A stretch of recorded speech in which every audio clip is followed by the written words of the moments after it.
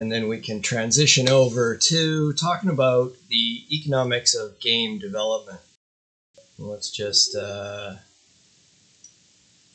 that. Ooh, that's still not right.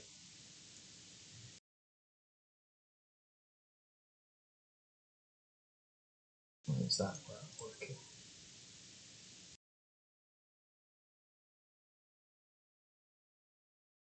Do that.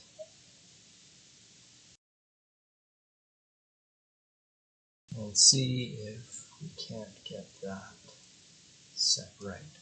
We're good here. I'm also in this moment copying Angelica Molina's email, so you can also contact her if you have any questions about internationalization. Right. There we go. That looks a little better.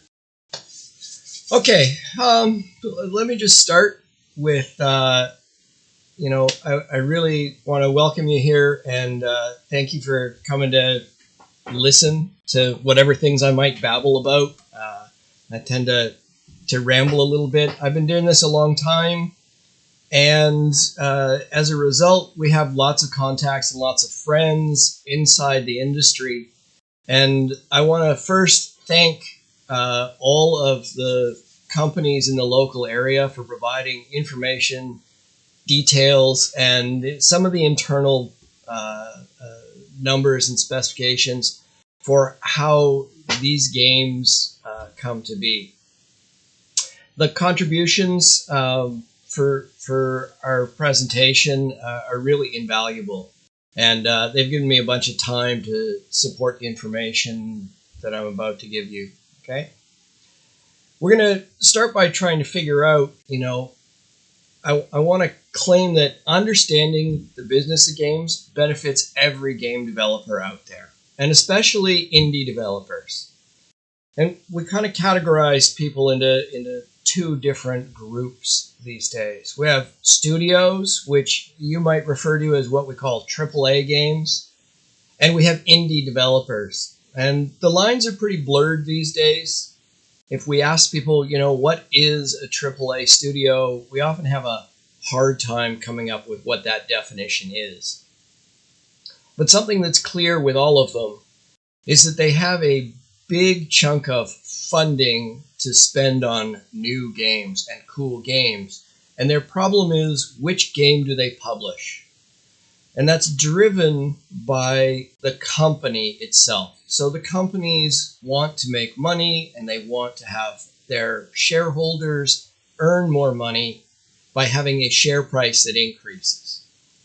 And to do that, the games they choose to make have to be safe games, games that are absolutely going to make the money invested in them back again. Indie developers are free of those constraints. They don't have to value stock price. They can pursue cool, creative, different game type opportunities.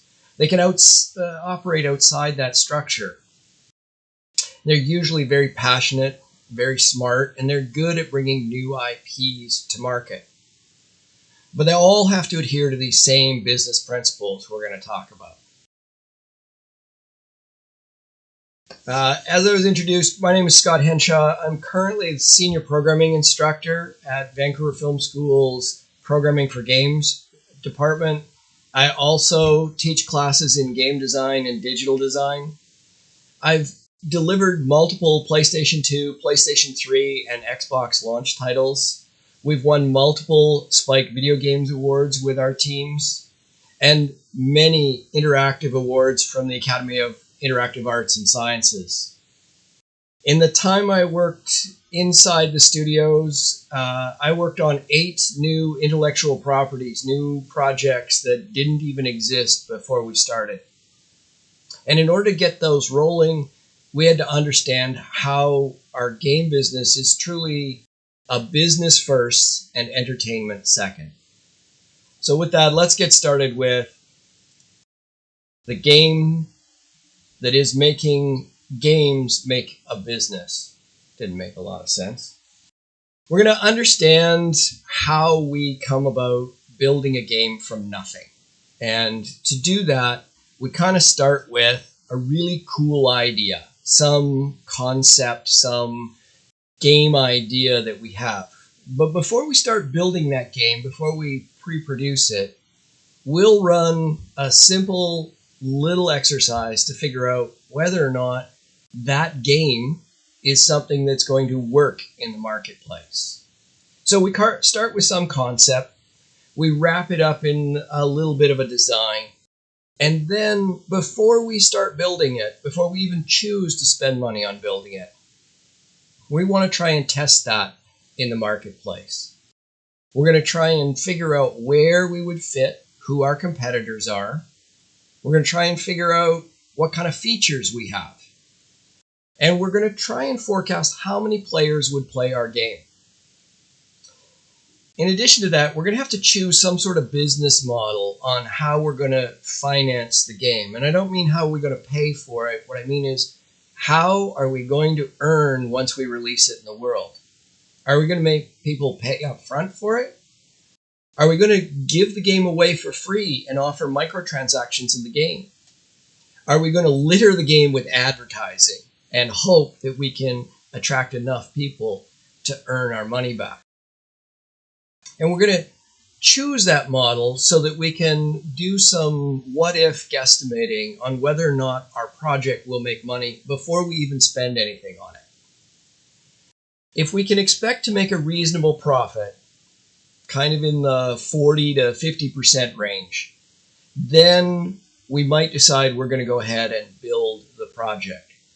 So we'll commit the money, we'll go ahead, we'll build the project, we'll try and build it as fast as possible, build a minimum viable product, and maybe test it in the marketplace in a very constrained way. You've seen these and heard of these. These are alpha tests or beta tests. Once we get a feeling for whether or not our guesses were right, is this going to make some money in the market, we might invest some more time and energy in changing, modifying, or improving the game. And then we start down the path of trying to release it. That means filing the game and getting rid of all the bugs, but it also means starting a marketing plan, starting an effort to try and raise awareness about our game, and trying to drive players to it. Hopefully, we make some money. And if we make enough money, we get the opportunity to do the whole thing all over again. Now, if you're working within a studio structure, your goal here is to make enough money to make the company look like it's more profitable than it was last year or last quarter. And that typically translates into an increase in share price. That increase in share price is typically the thing that executives in large game companies have their compensation driven by. If, on the other hand, we're working with an indie studio, the whole purpose of making enough money is surviving, is making sure we can pay everybody and making sure we have enough money left over to go start up the next cool new thing. So success is a little different depending on what perspective you come at it from. Typically in an indie studio, our success is thought of as we can make a living out of making games and making enough money to make the next game. And then from that game, hopefully we make enough money to make the next game, and the next game, and the next game. In a large studio, we're going to be part of a bigger organization, and all of the success that we drive the company towards is going to turn into the executive group success, which hopefully will make them want to trickle that success financially down to the members, the people who made the games. So what exactly goes into that?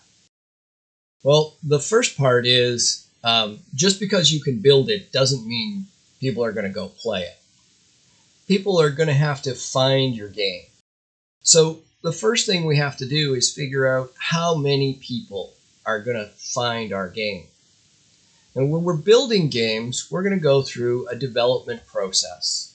And that process is very similar to the film projects. It just has a few timing differences. We've got a concept phase we typically go through, where we're going to do a lot of this business analysis, and we're going to try and encapsulate with a little bit of concept art and a little bit of description what our game's about.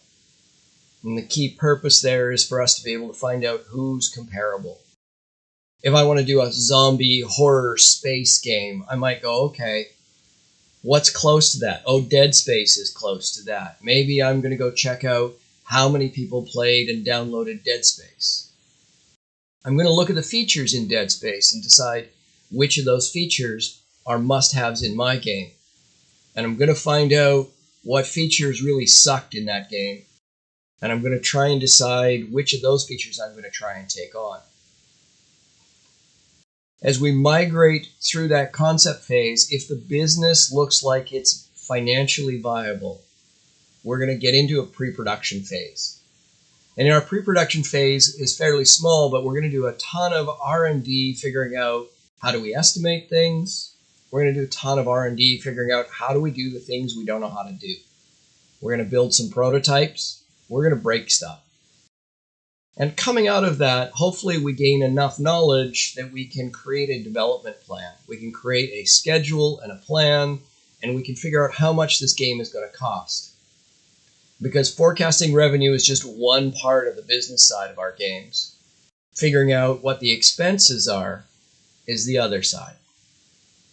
We have to then use our development plan to figure out how much this game is going to cost. We're going to calculate some expenses. And we're going to hope that our income that we earn from selling the game to the forecasted group of people we've selected is going to be greater than the total expenses in the game. As the team works at building the game, they're going to get more and more assets. We're going to release those and try and start marketing and hyping our game. At some point, we're going to get to the place where we think all of the features are in the game. We call that alpha. That is the first place where all of the features have come together and somebody can play test the game. And typically, we won't show this to the world because it'll look pretty ugly. We'll begin a finaling process. And that finaling process is very much the same as the final edit process in a film. The process that we go through is really about solving bugs, closing bugs, updating and polishing the art. And it's during this time that we can predict pretty reliably when and where we're going to be able to distribute our game. We can start setting up all the different marketing channels for how we're going to advertise our game and drive players to it. Finally, we're going to get to a release date. We're going to release and operate our game. Now, in games that we're just selling a one-time package of our game, a DVD, for instance, that release window is pretty small. In fact, most people are pretty surprised to find that any game that's released as a DVD or a digital download that's a one-time purchase, they plan on making 90% of their revenue back day one, week one. So work for a year on a project and hope that you make 90% of your money back in the first 24 hours it's released. That's the model we kind of work with. Of course, there's other business models. Some of the other business models are free-to-play microtransactions or subscription models. And those specific kinds of models require us to build an audience over time. It might take a while for us to earn our development costs back. And hopefully we've got a big enough margin and a large enough forecast that we can earn back what we spent on the game in a reasonable amount of time. Of course, revenue generation is one part of it. Expenses are the other. And when we start talking about expenses for a game, this is sometimes one of the hardest things to evaluate. Typically, people who haven't developed games a lot get really fixated on the development costs that come with what do I need to make a game. Things like, oh, I need a computer that has a certain amount of hardware in it. Or I need copies of Maya or Substance or Unity or Unreal. But really, those hardware, computer-related, sometimes software costs typically amount to between 3 and 5% of the total budget that goes into a game. What goes into the biggest part of a game? Well, mostly salaries. It's mostly you people. You people are expensive. You have expensive habits, you have expensive tastes, and you kind of think that you spend a lot of time learning how to do things in school so that you could earn a really good salary. Now, people always ask me, what kind of salary should I look at? What are expected salaries? And it really changes depending on where you are in the world. I can tell you that in the Canadian market, in the game companies locally, typically new hires, depending on their skill sets, earn between about $50,000 and $80,000 a year Canadian. Now that's before taxes, and that really scales with skills and disciplines. The programmers are always at the higher end of that, and the artists are always at the lower end of that. When we start planning for our project, we also have to recognize that we want to be able to retain our staff for the entire project. So in terms of figuring out expenses, we kind of figure out how many people is it going to take to make the game, and we assume that we have them around for a year. We'll put that in real world numbers. If I have 5 people making a game, I kind of expect that my development costs for salaries alone is going to be, depending on the people, between about $250,000 and $2 million. So unless you have that money sitting in your pocket, you're going to have to find a way to fund the game. Or if you're working in a studio, you're going to have to convince somebody at an executive level that this is the game they should be spending their money on, which means you're going to have to do a little bit of sales, right? We're going to have to figure out how we're going to market and support the game, and that's going to cost some money too. If we want to do a television ad, we're going to have to build that entire advertisement. We're going to have to make 30-second or a minute clip. We're going to have to capture footage. We're going to have to edit it. We're going to have to storyboard it to begin with. And we can't do any of that work until the game looks good enough for us to capture that information. So when we come to figuring out the expenses of our game, we're going to have to take into account all of these factors: the people costs, the marketing costs, a little bit of the hardware software cost to build it, and the amount of time that it's going to take to keep people working on our project. Now, with studios, the funding part isn't that hard because studios have made enough games that they have a surplus of cash from the profits from those games. It's really about them choosing, where am I going to invest that money? If I make 10 games in a year and I make enough money to make an 11th game, which one do I do? And so every internal team is begging and selling to try and get their share of the dollars. For an indie studio, it becomes a little bit more challenging because it's rare that an indie studio has enough money sitting on hand to go build the game. And you have to build it first before you can sell it. So indie studios have a number of different challenges they have to deal with how do I get that funded. Surprisingly, most indie studios are funded usually by the creators of the studio. They are kind of self-funded. So a lot of times what we see is people who work in studios for a while, get to a relatively senior level, earn and save enough money, and turn around and take that money and use it to build their own major game that they're really interested in. Games that are really kind of close to a studio game, or places where a studio says, hey, I want to do these 5 different platforms, but I only have enough people to do 3. They'll turn around and try and hire an indie studio to do a contract. And a lot of indie studios get their start that way, where they build games for another studio and they make a little bit of profit on each one. And after a few games, they've made enough money to build their own private. One of the things that we do see that people expect that doesn't happen very often is people using crowdsourcing to fund their games.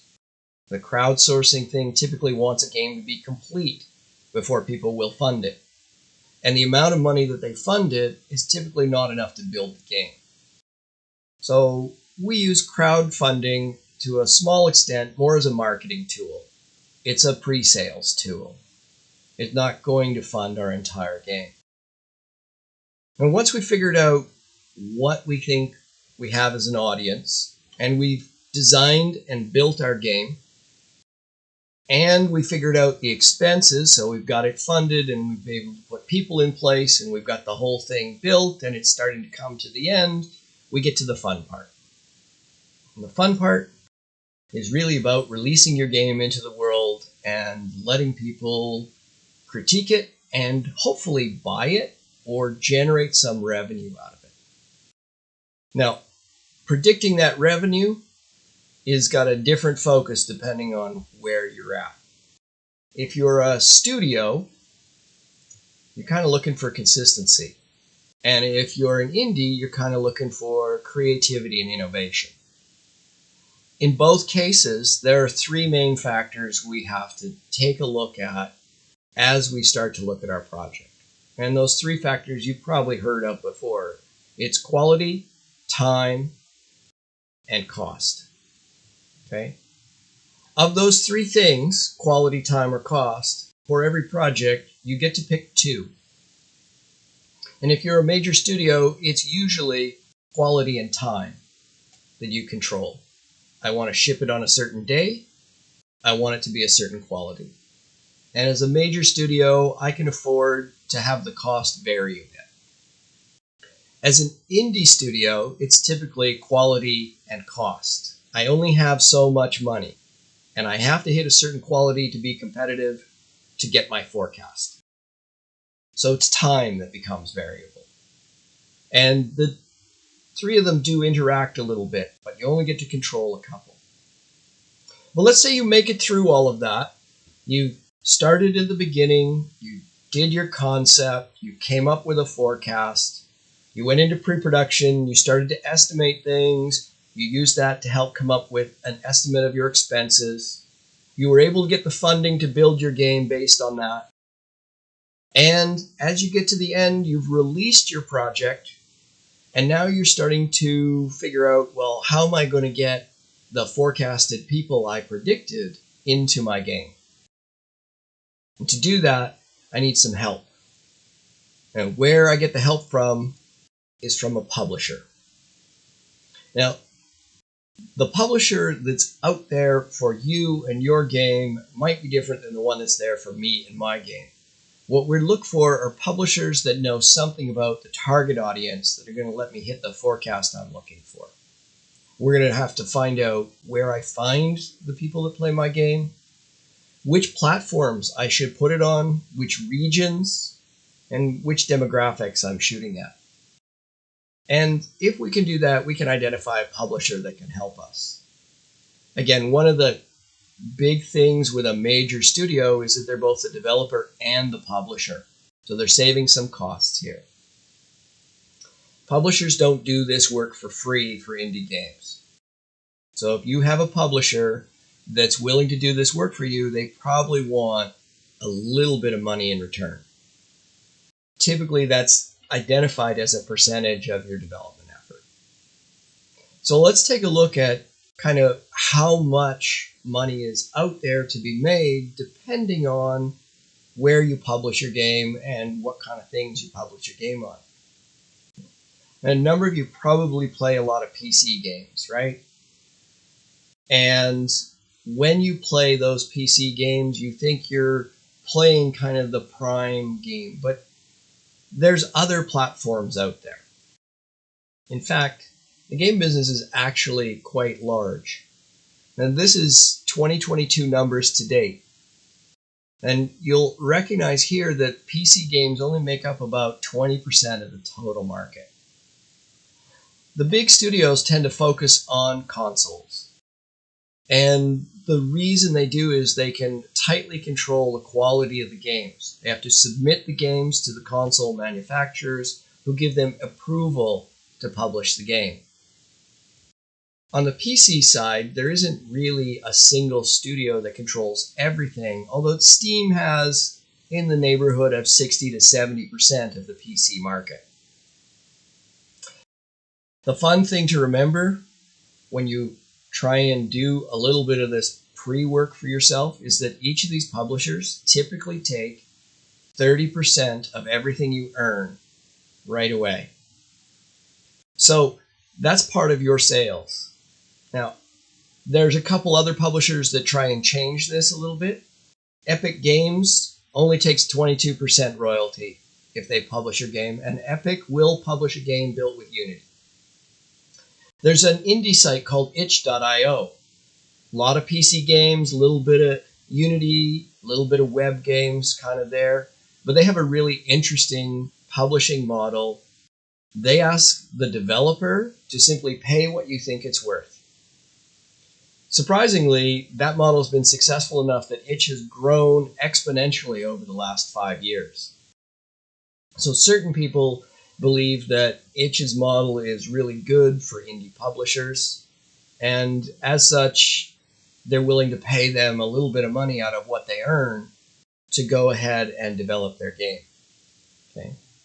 Now, hopefully you can do a lot of this pre-work in advance, setting up a publisher, figuring out your forecasted players, figuring out your expenses, so that you know whether or not to begin on a project before you've spent the money. Once you actually get into it and you're ready to develop your game and build your game and publish your game, having a number of publishers lined up at the beginning really can help you get into a lot of different markets. We usually spread ourselves across multiple different platforms because we're trying to generate enough revenue to cover our development expenses. I can look at my PC title and go, wow, that's only 19% of the total gaming market. How can I hit a bigger percentage? Well, what if I had a smartphone version? What if I had a console version? What if I also had a tablet version? So by adding different platforms, I get a wider and wider audience for my game. Of course, as soon as we suggest that, your game designer hat needs to take into account that you need to change your design. You may need to change and alter the way your game works because games on the smartphone don't necessarily behave the same way as games on a console or games on a PC. So I have to accommodate the extra expenses now to doing differences for different platforms. And that cycle is something we're continually looking at. As far as total revenue goes, though, we always get compared to the film business, and there's a bigger crossover these days than ever. In fact, major studios are using game technology to develop film products.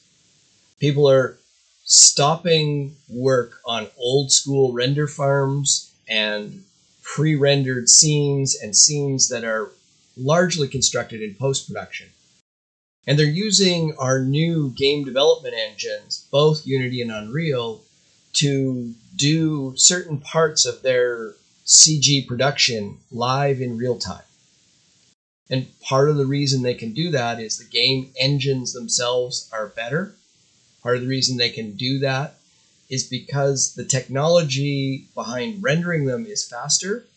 And part of the reason is because the tools and techniques that we use to build games are starting to be adopted by film industry. But if you think the film industry is leading the way here, I want you to recognize that the film industry is small compared to games. The film industry, particularly in the last couple of years, has been very, very small. We're talking about 10 to 20 billion when you add all studios' box office releases together. Whereas you can see from this chart, from 2021, the game business itself is over $180 billion in revenue. That's multiple times bigger than the film business. So the game industry has done a much better job of building higher profit ratios, building games that develop more revenue for smaller expenses. And all of this while developing better and better hardware, software, tools, and techniques for doing things. When we start trying to piece apart which slice of that pie we're going to get, we have to look at the game we're making, and who are we selling it to? Who are we selling our games to? Well, if you asked anybody my age who's not in games, they would say, oh yeah, you're selling games to kids. Well, I got news for you. No studios target kids. Right? We don't target kids because kids have no disposable income. I can't get their money. They don't have a lot of money. They're not the people that are going to go out and find the money to get a new console or a new phone to go play a game. They're certainly not people that have the money to go buy a brand new PC, which is the most expensive gaming thing out there. Where do we target games? We typically target games at kind of the 25 to 35-year-old crowd. Okay? People who have finished their schooling, who are trained in the trades, they have time, they have money, but they don't have a ton of commitments yet. They probably don't have a mortgage. They probably don't have kids. Maybe they don't even have a significant other. So we'll take their money instead of that significant other. We'll happily sign these people up to play games. Okay.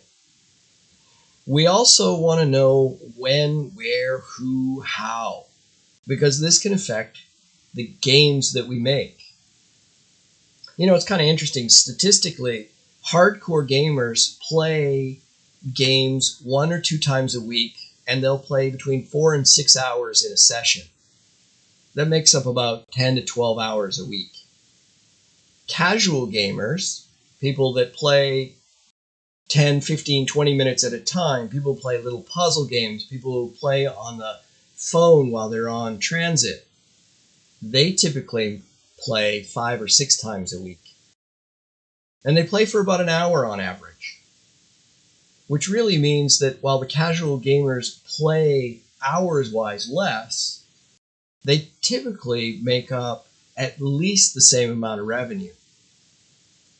The other thing that's changed dramatically over the last 10 years is the balance between who's playing. And specifically, what I'm thinking of here is the demographics of age and the demographics of gender. You know, when we look at casual games alone, female players make up about 50% of the casual market, and just under 40% of the hardcore gamer market. And yet most devs still focus on the 20 to 30-year-old male demographic. So there's opportunity there. If you also look at the age groups, particularly in this little chart here, you'll find that the groups that we go after are kind of the people who have finished school, but they're not quite settled in a career, or maybe they are settled in a career, but they haven't got everything in their life kind of locked in at that point. We're out, we're having fun, we've got some disposable income, we don't have a lot of dependents at this point. There's still a reasonable number of people who are in the 35 plus range. And this is changing as time goes on. Games have become mainstream. Games have become acceptable forms of entertainment that people will talk about, and they're not just there for the geeky little kid that hides in his basement and, you know, sits in the dark all day. So as it starts to become more mainstream, we start to see opportunities arise for our games to go into some of these markets. And we also see that the age bracketing starts to shift upwards. Now, when we start looking at this, we start looking at which game companies go after which particular demographics. Right? Nintendo recognizes this and goes after that 16 to 22-year-old crowd because they realize that Sony, Microsoft, Electronic Arts, Ubisoft, Activision are really focused on that 23 to 36-year-old crowd. Indie game developers have the opportunity of choosing one of these areas and kind of focusing on it because they have an ability to win there. The second part they have to do is they have to figure out what's kind of the model that they're going to use to get revenue out of their audience. And when we start talking about that, we start talking about some core models that you're going to use to sell your game. Now, there's 4 main models that we really can break everything down into. There's what I call the packaged goods model. That's what you buy on Steam. That's what you go to the store and you buy a DVD. When you do a digital download for your PlayStation, that's a packaged good. You pay one time, you get the game, you can do whatever you want with the game. And honestly, as a game maker, if I'm selling my game that way, once you get my game, I don't care what you do with it. I've got your money. The upside of that is it's very predictable. Most major studios love this model. Okay. We have a subscription model. That's where I pay every month to keep my account alive. Most players are not really excited about subscription-based games because they recognize that their tastes change over time, that they don't want to play the same game for 6 months, 12 months at a time, and that even when they do, they might want to break from that for a while, and they don't really want to pay your subscription fee every month to keep their account alive. But it's still on the radar because games like World of Warcraft turned that subscription fee into a multi-billion-dollar business we call Activision Blizzard. We've got another kind of model that we're seeing less and less of, but we're seeing what we call paywalls. You can play a certain amount of the game for free, and after you pay or play to a certain point, we're going to throw an opportunity to purchase the next thing in front of you. We might restrict what you can get at. We might restrict the kinds of things you can do or the way you can level. But all of those things are going to drive you towards, hey, you've been playing our game for a while now and it's been free, but the free ride's over. If you want to play further, you're going to have to pay some money. And all of those things are all about how much money can I make, how quickly. The final model is called free-to-play or microtransactions. And the microtransactions revolve around putting you in a free game and letting you do whatever you want and letting the amount of time you spend in the game dictate how successful you are. And then turning around and offering you items or experiences or opportunities at a price point that's so cheap, it's not worth thinking about. It's about doing a $5 transaction or a $1 transaction or a 30-cent transaction. And it's about using those transactions to allow you to further yourself in the game in a way that's balanced with players that aren't doing that. With all of these models, there are really 2 that drive most of the revenue in games. Okay. Now you also see I have a kind of stat here. Advertising is not large. And that's kind of misleading because advertising can be really, really huge, sometimes up to 30% of the revenue a game makes. But only once that game hits a certain audience size. So it's kind of insignificant until you get into millions of users. The same way that content creation and building a YouTube channel and building a TikTok stream is really only profitable as a business once you get into a significantly large number of users watching. And it's all because of the way they're paid out. Okay? To figure out our packaged goods, we would simply figure out how many people are going to play, say 100,000 people, figure out how much we want to charge for that game, say $50 US, subtract the 30% that the publisher is going to take. So we're down to what? Can't even do the math right now. $35. And we multiply that times our forecast, and that's how much we're going to make. It's really easy to predict. With microtransactions on the other end, we have to figure out how many average users we have in a month. We have to figure out how many of them are registered. That's a smaller subset. We have to figure out what's the average revenue per paying user.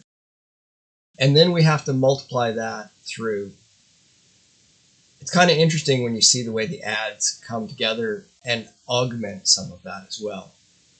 Typical ad revenue is based on how many pennies you make per time somebody clicks on the ad on your app. And it's done in pennies per thousands of clicks. In other words, 1,000 consumers need to click on an ad before you earn a few pennies. So you need to have a really large audience for those to work. How does that money stack up? Well, of the four major models that I've talked about, two of them dominate everything, and that's the packaged goods market and the free-to-play model. Most large studios follow that packaged goods model because it leads them to be predictable in terms of how much money they're going to make. That's either a DVD you purchase, that's a digital download from one of the main app stores, whether it's Steam or the PlayStation Network or the Xbox Live. And once you download that package, you own it. You can do whatever you want with it. It's a fixed one-time pricing. They really do make 90% of their lifetime revenue in the first week. So if they don't make it in the first week, they consider it a flop if they can't make their money back and all their profit. Most of those titles, the launch title, the launch day, single day, they'll make about 70% of their lifetime earnings. And that's a lot of pressure to put on people. On the exact opposite end of that spectrum, free-to-play games make almost no money in the first weeks or months. It's kind of like, I'm going to build it first and sit on the street corner and ask for tips. And I want small amounts to tip. Okay. How much do people make? Well, if we look at some of these things, we can get an idea of how much money you can make. Specifically, if we looked at, say, Need for Speed. Need for Speed typically sells about 30 to 50 million copies worldwide. And of the amount they retain for that, it's typically about $30 a unit. So if you're selling 50 million copies at $30 a piece, right, you're going to make a fair amount of cash all at once. But let's say you only sell 10 million and you retain 30 million. That's $300 million you make in one shot. So how much does it cost you to make that? And those games are really expensive to make because of the quality level that you want. We can go on and we can figure out the same kind of thing for a microtransaction game. But it's a little easier to just look at what some of these games make. Now, some of the data that I found was really kind of just before the pandemic. But if I look at all of these premium games, okay, all of the games that people pay once, pay for in advance, you can see they're earning relatively good margins on all of the top games in different categories.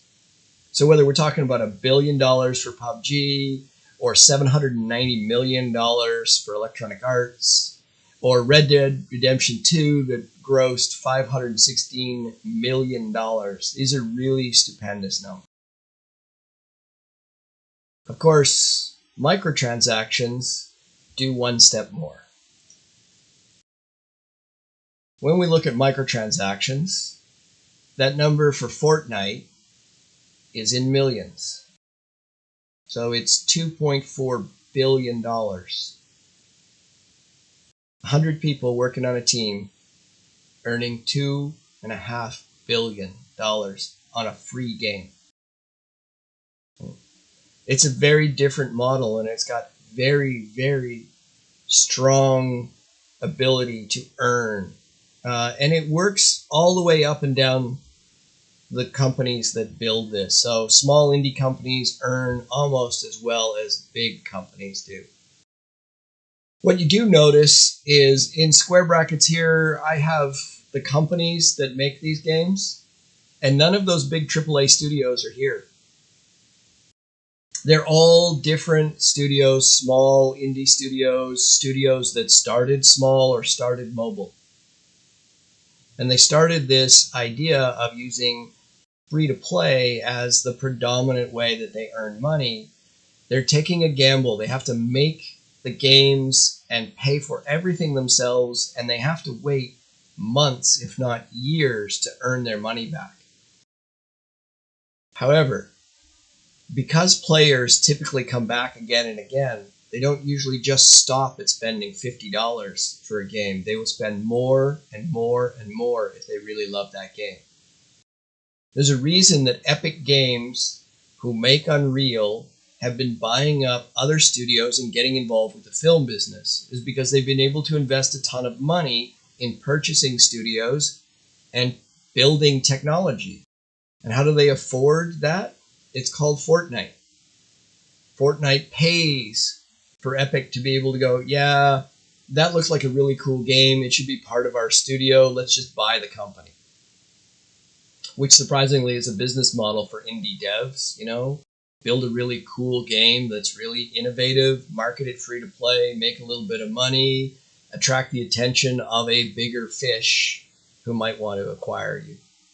And then all of the principals who started that company become wealthy. Let's put those things in comparison. I found a chart for 2019 that shows you the relative paid packaged goods revenue versus the free-to-play revenue. The orange bars are free-to-play. The little white strips at the bottom are all packaged goods. All those big studios, all those big AAA games are the little white strips at the bottom. All of those microtransaction-based free-to-play games are all the big orange strips. Subscriptions account for about 8% of that. So they don't even show up on this chart. So we kind of choose our models based on what's working and when. Now, at this point, we've made a forecast, we've made a game, we've kind of funded the game, we've figured out what it costs to build the game, we've figured out the model we're going to use to try and get people to pay for our game. So now we need to go find a publisher that will help us with what we're doing. A publisher that either is internal, great, big studio, but they're not interested in free-to-play games, or an external publisher that's going to want almost 30% of everything we earn. Now, if you can see that free-to-play model and have a publisher earning 30% of the revenue that you generate from your game, then imagine how many of those titles are on Steam. And you start to get an idea of how much money Valve makes from Steam. So let's find out where we're going to publish our games. Big studios typically want to self-publish. They're going to remove that 30% cost by doing the publishing themselves. And it takes a certain amount of effort. You have to have a direct relationship with Sony, Microsoft, Nintendo. You typically have to reserve a launch window or a spot in their manufacturing queue. And the default price for reserving that spot, if you want to do a PlayStation 5 game or an Xbox One game, is typically $1 million up front to reserve your spot. You also probably have to have a really good track record of delivering multiple titles on time and with quality before they will let you reserve where in the calendar year are you actually going to get to launch your game. And you need to know that because you need to know when to market it, when to sell it, when to talk to people about it, when to go out onto e-zines and blogs and post videos and make sure people know about your game. Indie devs have a different road to take. They have to find a publishing partner. And those publishing partners typically want a slice of the action, and some of them are really shady. Some of them don't do a lot of work for it. Others do a ton of work. Studios typically help. If you have to do a console game, they're going to help you get through Sony, Microsoft, Nintendo's approval process. Fly-by-night studio or fly-by-night publisher, probably not so much. That studio might decide to contract you to build a game. So how am I going to get my game published, my game finished? Well, I'm going to do some contract work for Electronic Arts. Electronic Arts comes to me and says, hey, Scott, we see you got a studio and you're running. How would you like to earn some money? we don't have enough people to do FIFA for the PlayStation 3, and you've got a couple good PlayStation 3 developers. How would you like to take that contract on? I'm like, well, let's see. What's the deal look like there? So the typical way they'd approach that, they'd go, okay, Scott, we'll take your company. We'll advance you all the money to build the game. And we'll pay you all of the expenses to build the game, and we'll add a 15% cushion on top of that just as profit, just because. But when you finish, here's the deal. We get 100% of the revenue until you pay that advance back. And then we want 70% of everything you earn after that. Because it's our franchise, it's our title, it's our intellectual property. So what you get is you get that 15% extra that they advanced you, and you get 30% of the lifetime sales of that particular PlayStation 3 version of FIFA. You put that in the bank, you do 3 or 4 of them, you take it out of the bank, and you build your cool indie title. Now, when we talk about publishing, you kind of have to focus on the indies because you're not going to crack that big studio publisher model. They have very, very tight relationships, and they're based on mostly console development. But Sony and Microsoft also have indie markets. They have markets that are relatively inexpensive to access. They have publishing paths that you can find out to contact people through their online portals. Right? And if you have a reasonably good demo and go to a game development conference, you can probably set up a meeting with one of their representatives where you can pitch your game to them. And you'll probably get 15 to 20 minutes, including demo time, to try and convince them that their indie market should publish your game on your behalf. Of course, many of you probably have Nintendo Switches, right? And the Nintendo Switch, the dev license for the Switch includes a custom development Switch hardware and their custom version of Unity that can generate Switch titles. Tick a tick box, rebuild your Unity game for the Switch. The cost of that development kit is $750 per person. That's really inexpensive when you look at the overall cost of things. If you want to publish something on a mobile device, again, Unreal and Unity both have mechanisms to generate mobile development versions. With the Google Android version, they can generate it natively. And you can then go and publish that online by yourself. You can go to Google's website, go to the Google Play Store developer site, sign up, it's free, fill in all the requirements, publish your game. The way Google operates is that they'll let you publish anything and then they'll start testing it.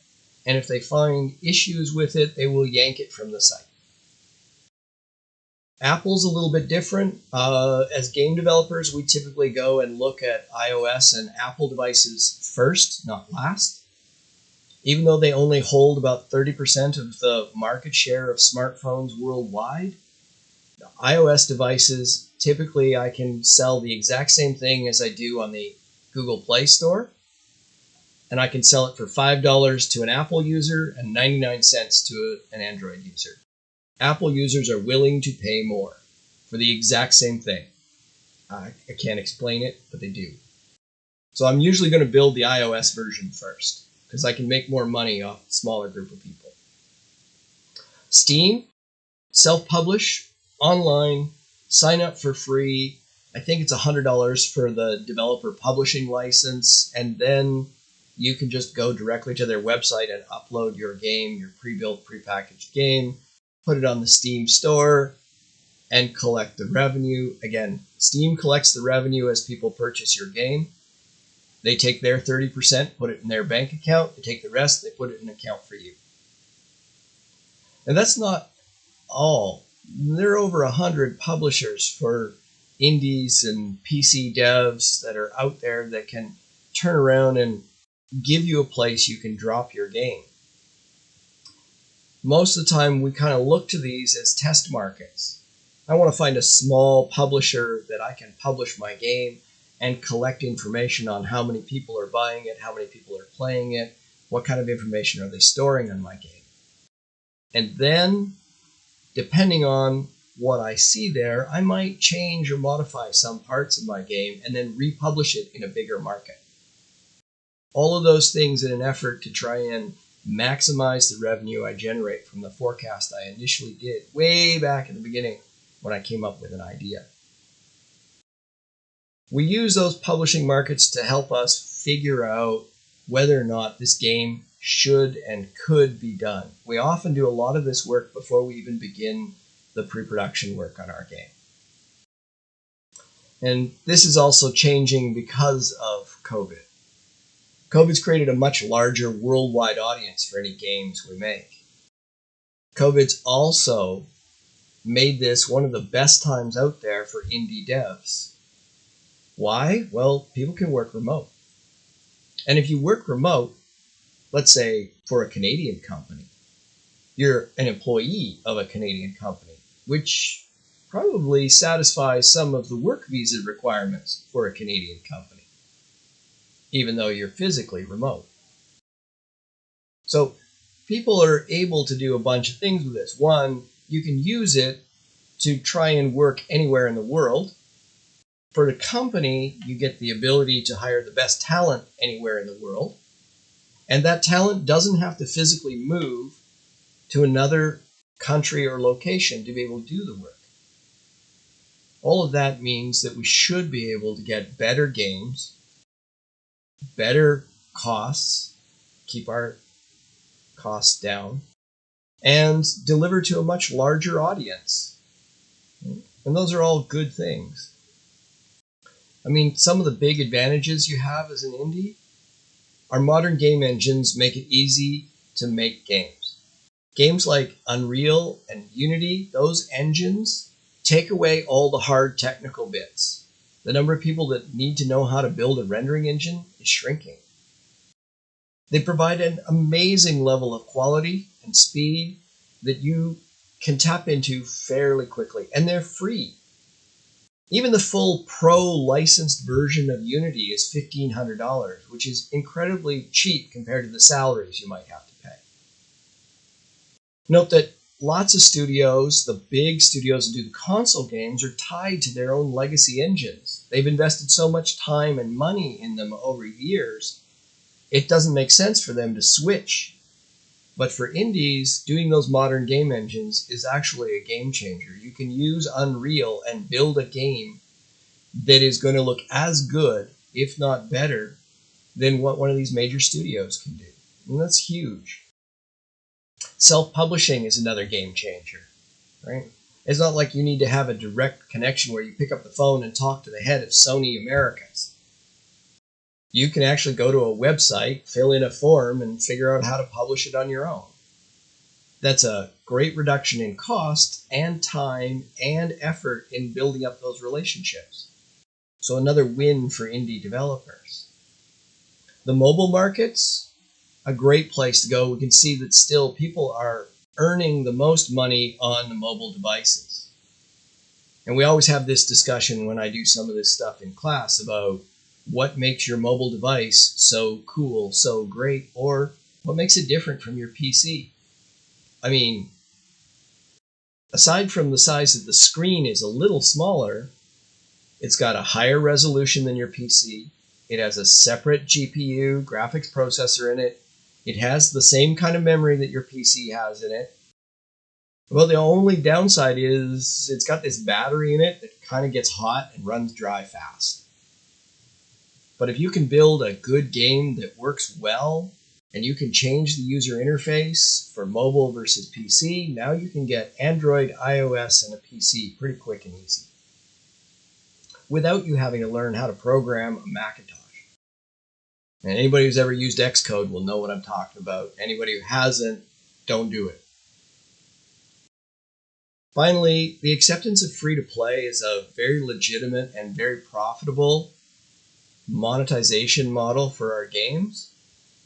does imply a couple things. First, it means any game you put out there, you can put out for free and you can guide people to it because more people will take up a free game. It didn't cost them anything. If they don't like it, they just don't play it. They just don't have to worry about it. It does mean, as a designer, you have to take certain things into account. You can't just bolt free-to-play games onto an existing game. You have to integrate those transactions, those items, those inventory things into your game design from day one. You need to understand the business to be able to build a better game. And of course, as I mentioned, that global workforce. As a developer, you can get people from anywhere.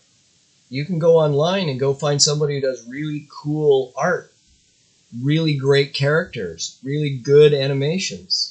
And you don't have to worry about, are they in my local market? Can I afford to fly them here? Do I need to put them up for a few days while they find a place to live? Who wants to find and pay rent in Vancouver? Nobody. So all of these things are working towards better indie developers. The challenges that indie face really come down to funding. How do I get enough money to build my game? I mean, to be honest, government programs vary by area and they don't typically provide enough funding to build your game. Crowdfunding is a huge risk, and most people only fund crowdfunded games that are basically already done, so that's not helping you. Venture capitalists really want 7 to 10 times the money they invest back again, and they want it in a couple of years. And that kind of eats into all the profits you might make anyways. And if you're doing a free-to-play game, well, by the time you release it and start earning money on it, you already paid for it. Marketing is a challenge for indie developers. Big studios typically spend between 25 and 35% of the entire project budget on marketing. We're talking about a lot of money dumped into advertising, a lot of money dropped into videos that are used to try and promote the game to get more players in there. And that can be a significant challenge for indies. And finally, as much as the talent pool is on a global scale and that helps indie devs, major studios know this as well. And so they know that they can recruit from anywhere in the world now, which is why it's more important than ever that people think on a global scale when it comes to what do I want to do, where do I want to work, what kind of places would be fun, what kind of places do I want to work on, what kind of projects. And I think a lot of that just becomes something that understanding that business of games can help all developers build better games and build games a better way. Well, all right, that's enough of me going for a while. Hopefully I was able to impart a little bit of info for you. And if you have questions, you're welcome to ask away at this point. I think there's someone here that has questions, so please go ahead with it. Hi, you hear me? Yep. Do you hear me? Yeah. Okay. Well, I have a question about the market. Is that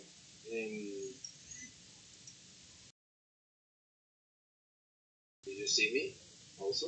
Now, how you doing?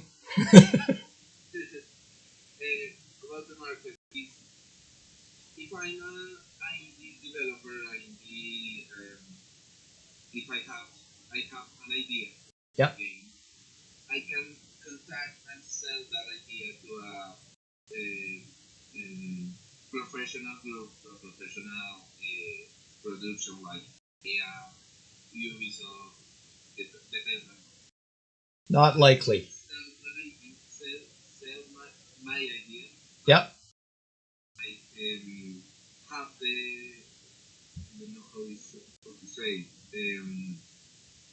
the revenues and recognize reconocimiento recognized for that. Um, so here's the reality with film versus game.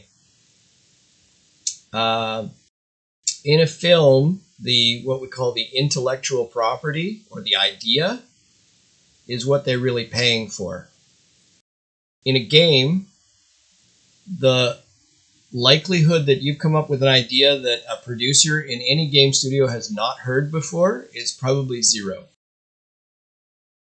So most game studios have an overwhelming number of really cool ideas it would be great if already on the shelf waiting to go.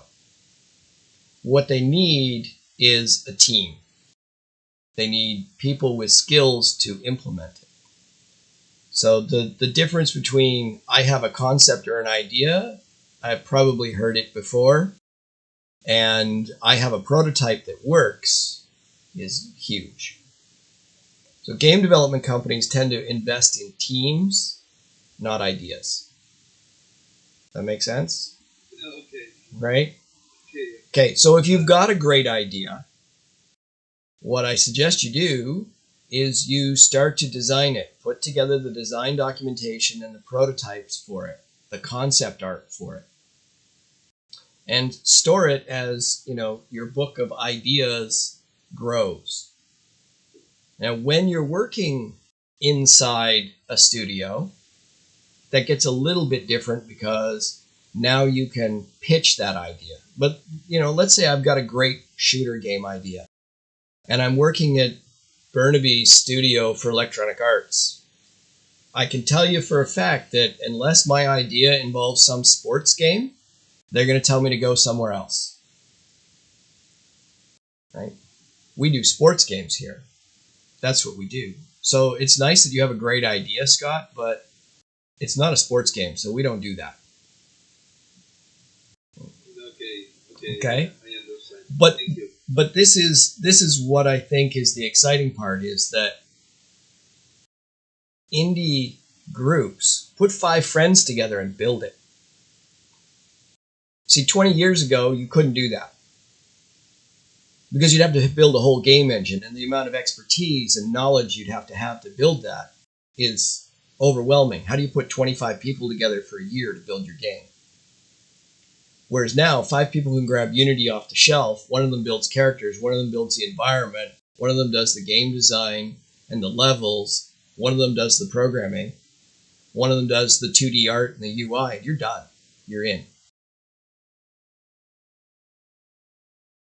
Like Hollow Knight or Yeah, absolutely.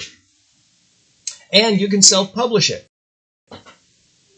You don't need that big studio anymore, right? Tell them to go away. Don't take 30% of my money. I'm taking it all. Right? Okay? You probably have a lot of the skills amongst your class, to tell you the truth. I bet it is. Excellent. Okay, I think we are with the time, but probably we just do our with their slate. So we have Alejandro and Andres. So Alejandro. Good evening. Do you listen to me? I can hear. Hello, Scott. It's a pleasure to meet you. I'm awfully sorry that you cannot see me. Like my computer does not have a camera. But still, you were mentioning something about the profit, about free-to-play games. Yes. Comparison to free-to-play games that go boom on weeks. So I have a small question, and it's talking about Valve and the way that they handle many of their games. For example, Team Fortress 2 is Yep. a free-to-play game that exists in 2008, but it's still going strong. Yep. So is it a safer bet to aim for a free-to-play game that has replayability and microtransactions, say, than to try to create a really good AAA game, or is it the same difficulty on any side? My opinion is yes. Yes. I think one of the things that, Capcom, EA, Ubisoft, Activision are not really paying enough attention to is that free to play market, and they're kind of getting left behind. So they're focusing on big expensive experiences that take them 70 to 100 people to make, and in the meantime 10-person development teams are building free to play games that are just better. And over time, because they don't have to make all their money on first day, they can have a smaller subset of features on day one, which means a smaller team can build them. And as that team learns more and more about the game, they add more levels, they add more characters, they add more skills, they make sure that things are balanced better. Because they're constantly updating it, the game evolves into a better experience for the players. And ultimately, your player is there to have an entertaining time. I said this to the class I did this morning. The goal of your game is to force your player to have an emotional reaction. That is the goal, okay? And if you can do that and they feel like they got value for the money they spent, that's awesome. That's a bonus, right? And that's what kind of drives success. And where people get upset with games is when they don't feel like they get value. And it's really hard with a packaged good game to spend $80 and, how much do I have to play that game before I feel like I got value? So yes was the short answer. Okay, thank you Okay. very